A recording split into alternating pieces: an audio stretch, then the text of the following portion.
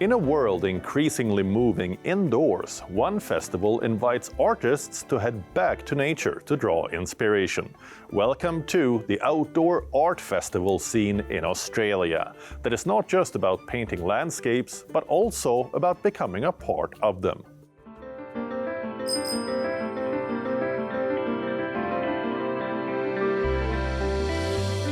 You wouldn't expect to find a canvas strapped to a mountain bike.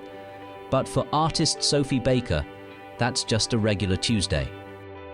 Once a scientist, now a full-time outdoor painter, Sophie has swapped labs for landscapes, trading research papers for brushstrokes in the bush. I don't have a studio. This is my studio.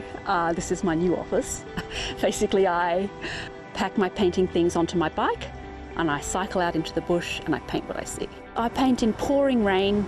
I paint in light, misty rain, but I'm also not afraid of painting in a heat wave.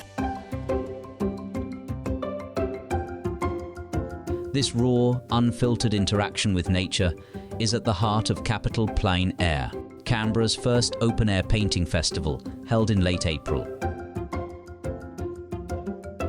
Over 100 artists, some seasoned, some curious, gathered from across the country to capture the ever-changing moods of the Australian wilderness.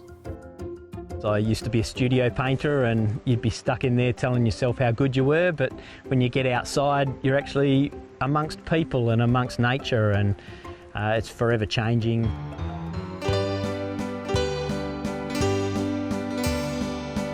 Headlining the festival was none other than Warrick Fuller, the renowned landscape artist who once painted for King Charles on royal tours.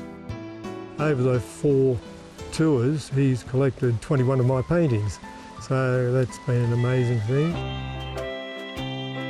But Capital Plein Air isn't about prestige, it's about participation. Festival director Natasha Rushka says the goal is to reignite Australia's outdoor art movement and make plein air painting accessible for all ages and skills. If you spend 3 hours painting in the studio and you don't like what you painted, it's a bit of a bummer, but here it's been 3 hours outside with friends. The outdoor art scene in Australia is reminding artists and audiences what it means to feel connected to your subject. One brushstroke at a time, it's painting the great outdoors back into Australia's cultural canvas.